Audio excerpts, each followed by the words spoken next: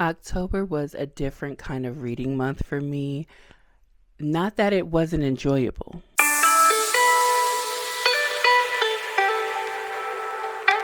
Welcome back to Reading Sprints and Chai Sips. I am your girl, Sasha Bonet. Don't forget to like, comment, and subscribe if you haven't already. We'd love to keep you around for the entirety of this channel. Yeah. I read so many books this month, and when I say so many, I mean like about 26 books, but I also DNF'd a lot. But we're going to go through what I read in the order that I read them, just because I think for the sake of my sanity and keeping track of what I've read, that's what we'll do. So first up, we have A Universe of Wishes, a We Need Diverse Books anthology, which is edited by Danielle Clayton. This is a short story collection which encompasses Libba Bray, Danielle Clayton, Zoraida Cordova. Let's see who else. Tochi Onyebuchi, V.E. Schwab, Nick Stone, Rebecca Roanhorse. There's so many authors in here, and I really enjoyed a lot of the short stories in here. And a lot of them, I was so damn confused. I really was. But overall, I think I'm going to give this collection a 3.5. I enjoyed the stories. It was very LGBTQIA+. It was, all of it, I believe, was either YA or new adult. It was entertaining. Next up, I read the last installment of the If You Can series by Christina C. Jones, Save Me If You Can. I do believe that this series started off really, really strong with the first book. And then, in my opinion, the second book wasn't as strong. I think I gave the first book a 5 or a 4.5 to a 5. And the second book, I was going to give it like a 3.5 to a 4. This one, to me, is a 3.5 to a 4.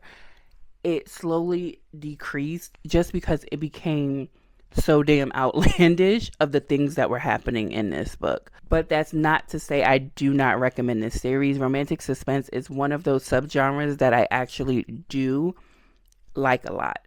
Randomly, I read Into the Cut Grass by Trevor Noah. It is a children's book that Trevor Noah says he wrote in remembering his time as a young child. It was a cute little story. I enjoyed it. If you want to, I would suggest you buy this book and read it to your little ones, your really, really, really little ones, the ones that cannot read yet for themselves. Next up, we have The Fine Print by Teelan. I read this one in preparation for my time going to Southern Hearts and Signed Kisses. I think I'm going to give it a 3. It was Marriage of Convenience. And in all honesty, I do not remember what this book was about. Next, we have Signed, Sealed, Dead by Cynthia Murphy. I enjoyed this book. These are YA, thriller, mystery, sometimes paranormal. This one here was not paranormal. I think only maybe the first and the second were paranormal, and the rest were just thrillers and mysteries. But this is not paranormal. Did I enjoy it? Actually, this one I think is my least favorite. Yeah, I would say this one is my least favorite, but it was still enjoyable. So if you have young adults that like to read thrillers and mysteries, I would suggest this. So next is No Place for Monsters by Corey Merritt, and it is a hardcover edition. I got this from Ollie's, as you can see, and I only paid $2.99 for it. And to me, that was a steal, and I am so glad that I thought to pick this up. I read this in an hour and a half because it is a graphic story with so many pictures. I believe this to be middle grade from 8 to 10, and the original price of this should be about $14.99, and I paid $2.99 for it, and I enjoyed this story. It also has an audiobook. I would suggest if you get this book for an elementary to middle grade age child, if you have Libby, you allow them to listen and read at the same time because the voices are so spooky.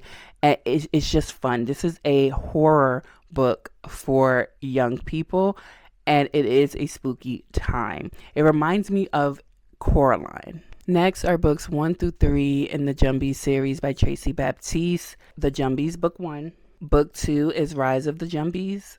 And book 3 is The Jumbie God's Revenge. I enjoy reading middle grade books and YA books just because it gives you that nostalgic feeling of when you were a kid, enjoying mysteries, thrillers, adventures, and fun with friends. This is not a horror, it is adventure.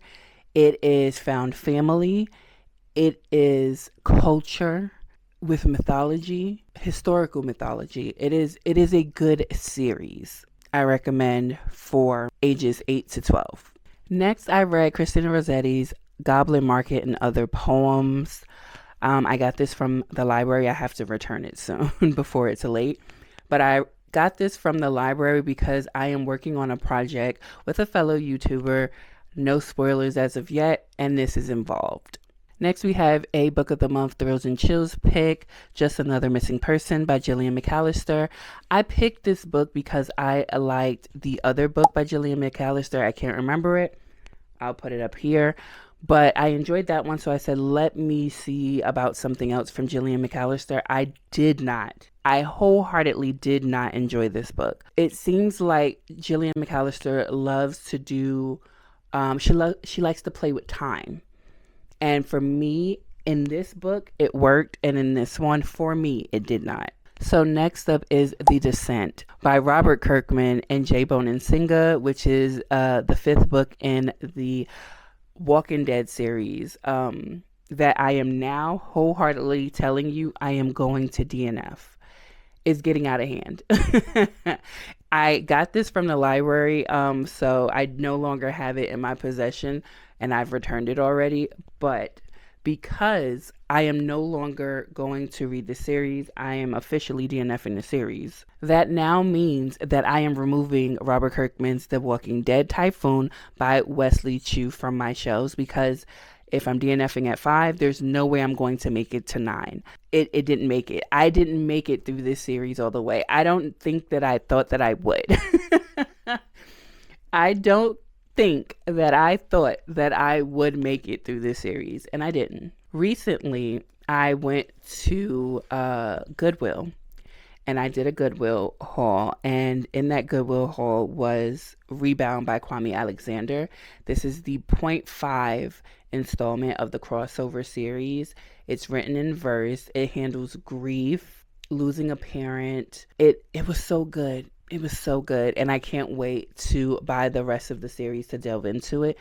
I do recommend this book as well for a younger reading audience. Next up, we have Reckless by Selena Montgomery. This book I got in the Read It Again mystery book box, which I enjoyed opening. However, this is romantic suspense, and I just said I love a romantic suspense. This one didn't do it for me. This one had too much romance for no damn reason. It was like love at first sight, and I was like, I don't like that. I don't like that. I don't like love at first sight. Not in this way. It just wasn't, I don't know, it didn't come across well. Let me know if you read this and you enjoyed it, because I did not. It was just weird. Even the suspense part, which is finding out not really who did what, running around this small town just had me up in arms. I was like, I don't understand what we're doing here. So Mr. 2, The Prelude by B. Love. This is a very short, as you can see, novelette type situation, where this breaks up the first half of all of the stories in the Mr. series from the second half of the story of the books in the Mr. series. And now that I've read this, I can move on to the second half. I am kind of disappointed that in this second half of books, though, Supreme is not in them, I don't believe. And Supreme, in my head, I'm not the author though, but in my head, Supreme should have been in that first stack of books, and he's not. But you see him in the background of a lot of other people's stories, so maybe his story is just going to be that good. I don't know, but I'm waiting. to get into the second half of books of the Mr. series, so I can decipher who these people are, because we met a couple of new characters and new people, new misters in this in this novelette, and I'm a little intrigued. Next, we have The Homecoming War by Addie Woolridge. This is a YA romance, and it was very cute. Two high schools are coming together to make one high school. I don't even remember why, but they have two separate, obviously, student governments, and their schools have always been rivals. So they bring that together into one school. So you still have kids that want to be a part of what was before, and the rivalries and the pranks keep coming. It's a cute romance story. Again, if you have a mini lover girl that likes YA romance, I would suggest it. Next up, we have And Then Life Was Beautiful by Asia Monique. This was also my October Chai and Chapters reading book club pick for the month of October, and it was a 4 to a 4.5. It is an unproblematic, very soft, very angsty romance. If you're looking for something that is, and for me to explain it that way, and this book to be filled with grief, yes, love is 100% throughout this book. The families on both sides are very unproblematic. Okay. All of the issues in this book are coming kind of from the outside, not the inside of this dynamic, which I love. But it is filled with grief and sadness, and having to find love and work around all of that in your life. It is a really, really good book. Next is Beautiful Assassin, The Queen by Stephanie Nicole Norris. I read this one solely as an audiobook on Libby. This was the last installment of the Beautiful Assassin series. The other two books I had gotten from the library, but they did not have the third book, so I just listened to it. I was a little confused. It should have been a little bit longer, I think, but at the same time, it left me with questions, because what do you mean the queen, is now with that man, her man, but her man's right-hand man is in love with her, and her man knows it. She knows it. Everybody else seems to know it, and everybody's okay with that. It is what it is. I think I gave it like a 3.5. Next up is this chewed up and gnarled cover of The Relic by Douglas Preston and Lincoln Child. Okay. This is part of the Pendergast series. And if you're wondering, why in the world was I even reading this? Why was this on my radar? Hold on to that for a second. I read this. This reminds me a lot of the Robert Langdon series by Dan Brown. The only issue that I had with this is it's called the Pendergast series. Pendergast is one of the detectives, just like Robert Langdon series is called Robert Langdon because Robert Langdon is the main character. Pendergast is supposed to be the main character. You do not get introduced to Pendergast until about 75% of this book. That left it boring. I was just bored. That's that, right? So I will not be continuing in this series at all, because I was bored at this book. I did, however, finish it. There is, as you can see, a major Paramount motion picture. I watched the movie as well. Shocker, because movies are not my thing these days, right? Especially on TV. But I watched it. It was given very, very early 90s. And the main character of that movie, shocker, is not Pendergast either.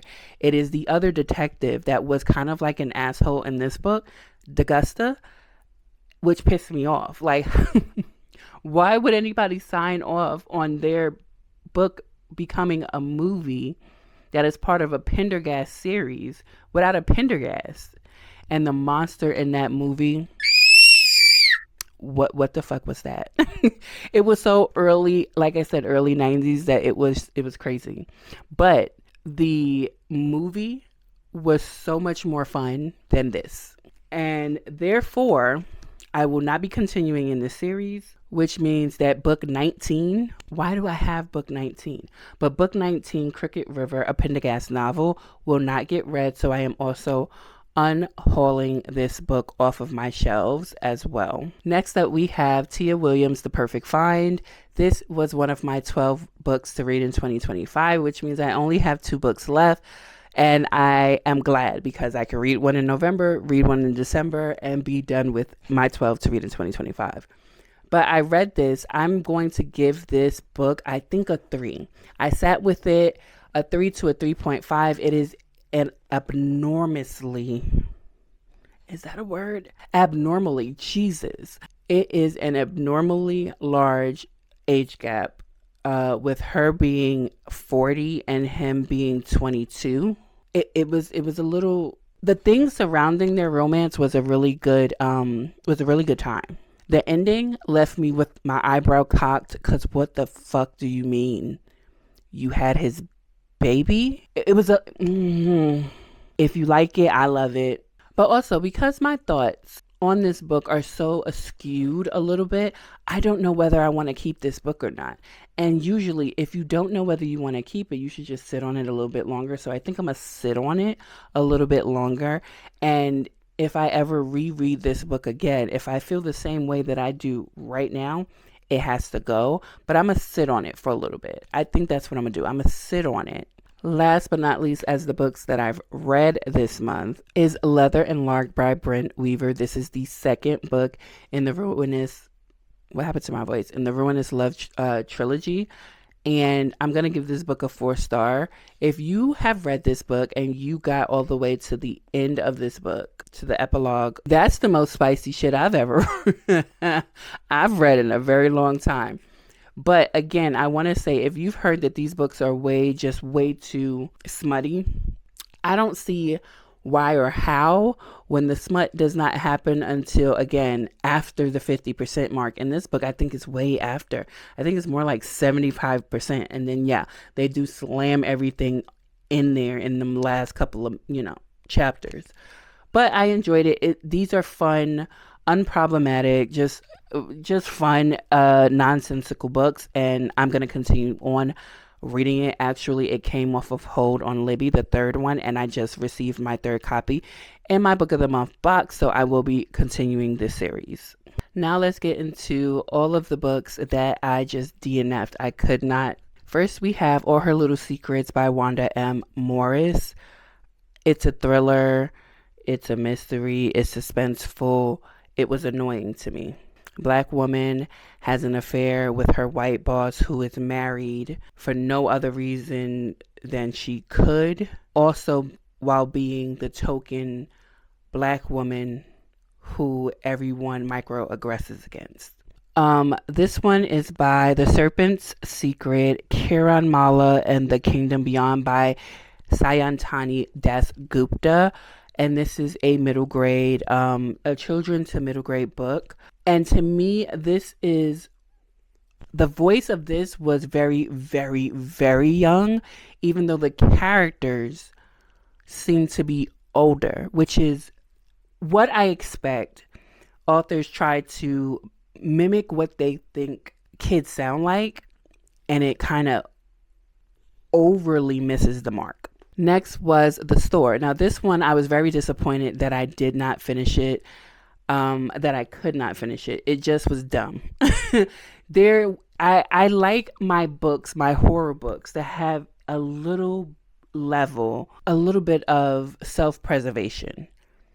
And that's why when they say Black people would never last in a horror movie, it's because there's a little bit of self-preservation you have to have in order for me to care. Like, let me see a struggle. There's no struggle in this book, at least in the pages that I read. And I got pretty, like, I want to say more than 25% in, and I was just like, no, there's no struggle. So this one I did not finish. The next book whoa, is The Dagger and the Flame by Catherine Doyle. This is the first book in the City of Phantom series. And I was bored. I gave this book, again, 25 good percent of my reading time of my life. And nothing came of it. All I know is cloaks and daggers. What does that really mean? I don't know. I don't know. And I could not, there was no emotion in this book. This girl just lost her mother, and the 25%, she had just lost her mother. Where was any, from her, she's sad, but the book quickly moves on from that, like it never really mattered, but it also doesn't build the world. All we have really are words on a page. Words on a page. There's no reason to care. There's no building of anything.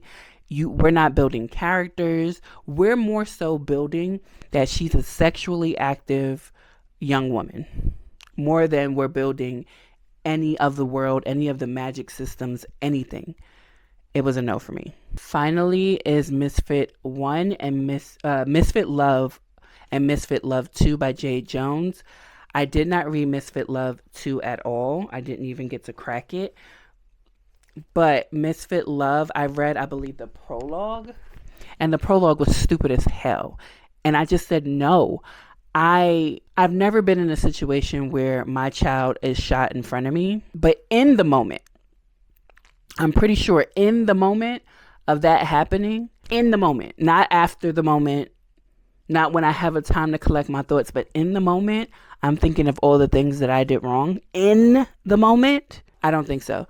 And just imagine you being a low down scallywag in them streets and not protecting your kid while doing so. What? Nobody, I would never bring my child outside if I was in these streets stealing and scamming, because that can come back to hurt you and your child. In the prologue, I just said no. I read the prologue and then I said no, because it didn't make any sense. The math wasn't mathing. If 2 plus 2 is 4, what the fuck is this? Type shit. So that is my reading for October. And I hope your reading went less chaotic and more enjoyable. But I will definitely see you guys in the next one. Don't forget to like, comment, and subscribe. Bye.